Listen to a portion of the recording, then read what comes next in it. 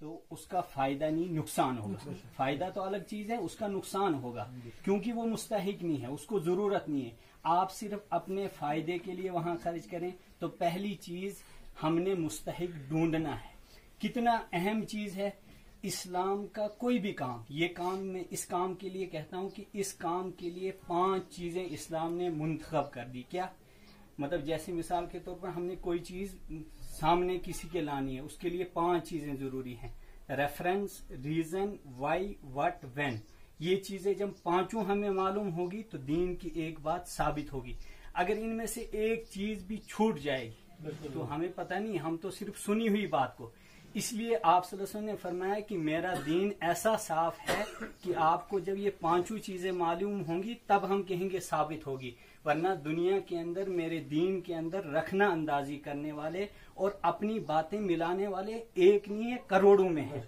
तो जब आपको कुरान और हदीस की सही मारिफत होगी और सही मानों में आप समझ गए होंगे तो आप सही जगह तक पहुंचेंगे। तो पहली बात मैंने बताया कि हमने मुस्तहिक ढूंढना है, जो इसका जरूरतमंद है उस तक पैसा पहुंचे। दूसरी बात, रहमत आलम सल्लल्लाहु अलैहि वसल्लम ने यह भी फरमाया कि ये एक सदका है, किसी को देना सदका है। इस सदके का बड़ा फायदा, एक फायदा नहीं 70 फायदे बयान किए। पहला जो बड़ा फायदा फरमाया, अस्सदक़तु रद्दुल बला।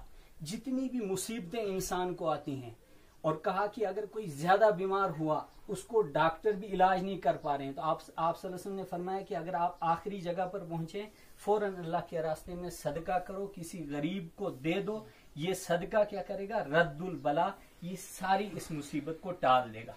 दूसरा बड़ा फायदा इसका ये है। तीसरा अहम काम इसके अंदर क्या है, पैसा इंसान के पास आता है और पैसा ये अल्लाह ताला की एक नियामत है, और इस नियामत के बारे में अल्लाह ताला फरमाते हैं, लियरा असरा नियामती का अला उम्मती। मेरी उम्मत के हर इंसान के जिस्म के ऊपर जितनी मैंने नियामतें दी, उसके जिस्म से भी पता चलना चाहिए कि मैंने इसको इतना दिया है।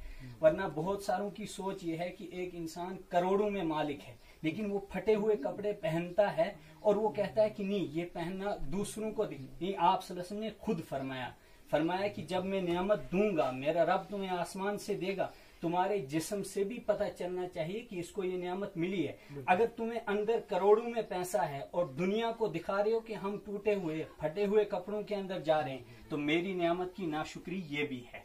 तो कुरान पाक ने इसका नक्शा खींचा। ये तो आप सल्लल्लाहु अलैहि वसल्लम ने फरमाया अल्लदी जमा मालम व अद्ददा। मेरी उम्मत का वो इंसान भी बड़ा बदबख्त है, क्या करता है, जमा मालम व अद्ददा। एक तो माल को जमा करता है, व अद्ददा, और गिन कर रखता है, मतलब खर्च नहीं करता है।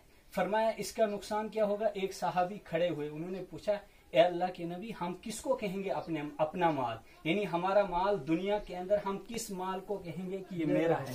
तो आप सल्लल्लाहु अलैहि वसल्लम ने फरमाया सिर्फ 3 चीजों को आप अपना कह सकते हैं कि ये मेरा है।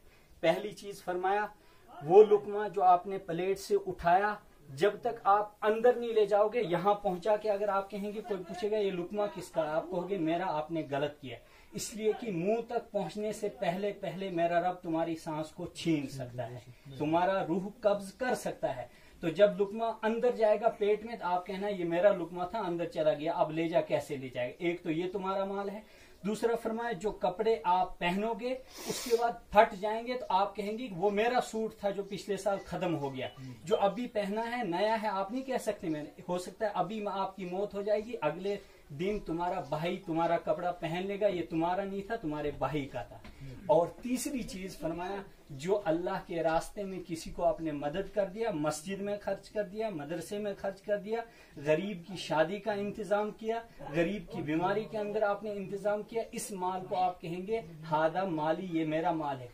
फरमाया इसके अलावा दुनिया का कोई भी माल उसको आप अपना माल नहीं कह सकते। और मौत का इतना इस्तेहजार आप सदस्य ने सुनाया कि एक साहबी ने पूछा कि हम जिंदगी के अंदर बहुत कुछ करेंगे, तो हम उसको क्या कहेंगे, प्लानिंग क्या हमारी रहेगी। अल्लाह ताला ने रहमत आलम सल्लल्लाहु अलैहि वसल्लम को जिब्रील अमीन के जरिए से ये बताया कि अगर आपकी उम्मत का कोई इंसान कहता है कि प्लानिंग कितनी मेरी होनी चाहिए, बस उसका प्लान यही, जो नमाज पढ़ेगा उस नमाज को आखिरी नमाज समझे, और जब रात को बिस्तर पर सोए तो समझे कि ये मेरी आखिरी रात है। हो सकता है रात के अंधेरे के अंदर ही मेरी रूह को अल्लाह ताला कब्ज कर देगा, और मेरी सांस जो अंदर चली गई बाहर में इसको ला पाऊंगा नहीं पाऊंगा, ये आपके इख्तियार में नहीं है, मेरे इख्तियार में है। और आखिरी बात, रहमत आलम सल्लल्लाहु अलैहि वसल्लम ने फरमाया मेरी उम्मत का बेहतरीन इंसान कौन है और बदतरीन इंसान कौन है। बेहतरीन इंसान उसको फरमाया अलकय्यिसु मन दान नफ्सहु व अमिल लिमा बअदल मौत, जो दुनिया के अंदर दूसरों के लिए जीता है और मौत के बाद के लिए सारे काम करता है। और सबसे फरमाया कि सबसे गंदा इंसान कौन है, वल आजिजु मन अतबा नफ्सहु हवाहा व तमन्ना अल्लाह, करता है हर गंदा काम, शराब पीता है, जुल्म करता है, रिश्वत खाता है, झूठ बोलता है, लेकिन कहता है अल्लाह तो गफूर रहीम है, हमारे नबी तो हमारा क्या करेंगे, महशर के मैदान में हमारी सिफारिश करेंगे। और उसी मौके पर अल्लाह के नबी ने फरमाया कि महशर के मैदान में जब मैं हौज़े कौसर पर जाऊंगा और जामे कौसर हाथ में लूंगा, अचानक एक फरिश्ता खड़ा होगा, वो कहेगा मोहम्मद मोहम्मद या मोहम्मद या मोहम्मद सल्लल्लाहु हादा मिन उम्मती का, ये बंदा आपकी उम्मत का वो इंसान है, आपकी लिस्ट में जा रहा है, आपकी लाइन में।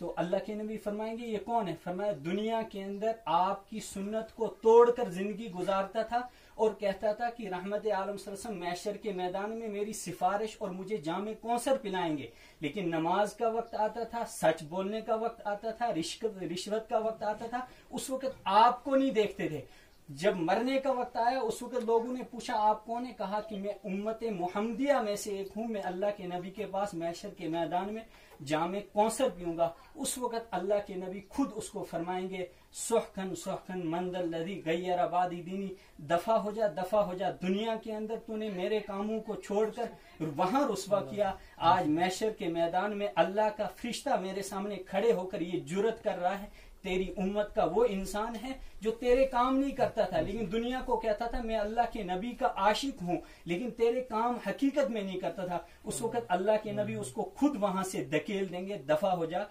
तू जन्नत के लिए और मेरे हाथ से जामे कौसर के लिए नहीं है, इसलिए कि तूने जाहिर से दिखाया था और अंदर तेरे दिल के अंदर कुछ और था, जुबान से कुछ और कहता था। तू जुबान और दिल के अंदर जब इख्तिलाफ